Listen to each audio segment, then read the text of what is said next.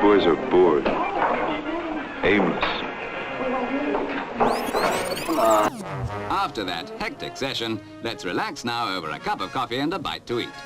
The location is a snack bar. Stuff here also?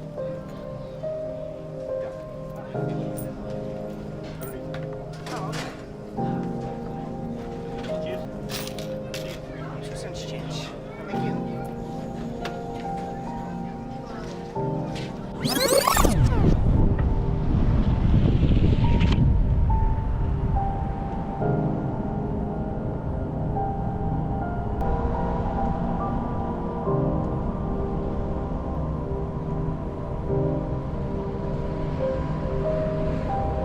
Thank you for choosing Taco Bell. Can I help you? Yeah, like a Mexican pizza. Anything else? That's it. Okay, your total will be $5.94. Thank you. Thank you.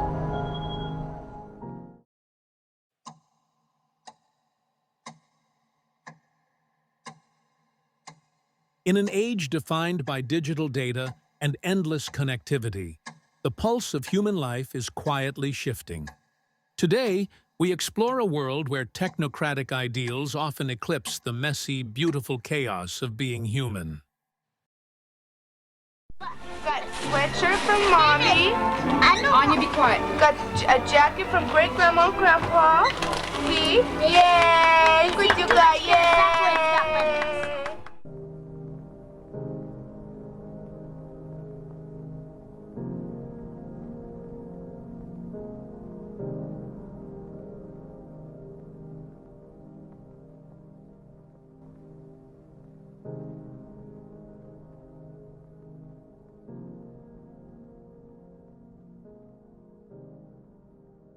Every decision, from urban planning to personal finance, is increasingly driven by data. In this new order, emotion and intuition are often seen as relics of a less optimized past. The time of spreadsheets is over. A Google search, a passport scan, a barcode reading in a supermarket, your online shopping history, an EKG reading, CCTV footage, a photo of a sandwich, a voice message, a tweet. All of these contain data that can be collected, analyzed, and monetized. Supercomputers and algorithms allow us to make sense of increasingly larger amounts of information in real time. In less than 10 years, CPUs are expected to reach the processing power of the human brain. A survey done by the Global Agenda Council on the future of software in society shows that people expect artificial intelligence machines to be part of a company's board of directors. With technological precision comes an allure, a promise of predictability in an uncertain world. But what is the cost when we trade the spontaneity of human emotion for algorithmic certainty?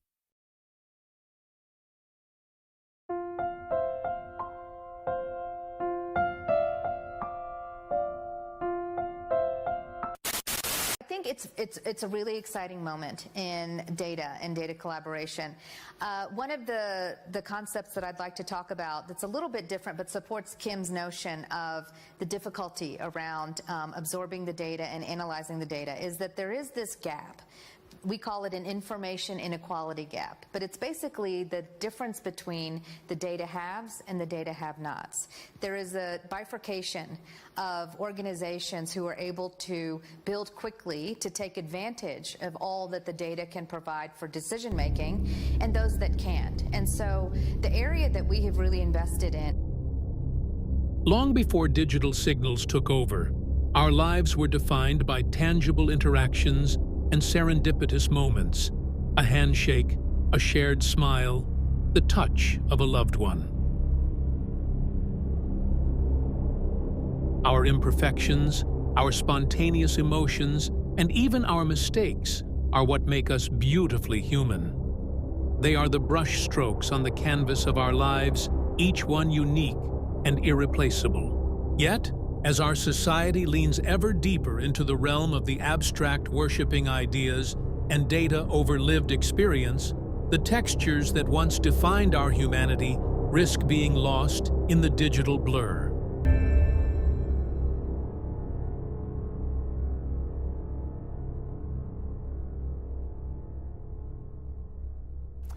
I think that we're still at the very beginning of a decades-long trend toward increasingly evidence-based, data-intensive decision-making across really all aspects of life, including medical care, but through to education.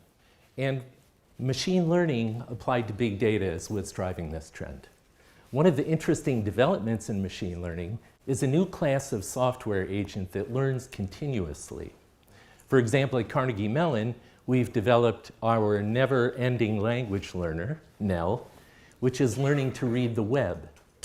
And Nell has been learning now continuously for 5 years, improving its reading skills weekly, and Okay, so now we know how to make decisions autonomously, but what we really want to do in most robotic systems is to be able to now interact with people, either work with people or help people.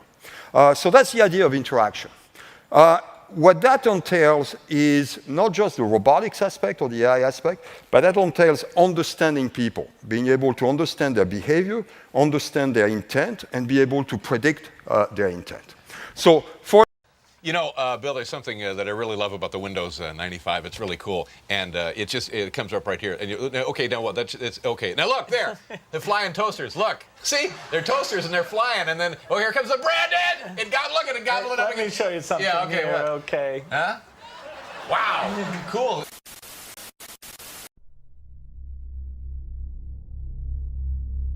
In our rush toward a future built on precise data, many have embraced a form of blind loyalty, trusting ideas and systems without question. But what happens when such allegiance drowns out the subtleties of the human spirit?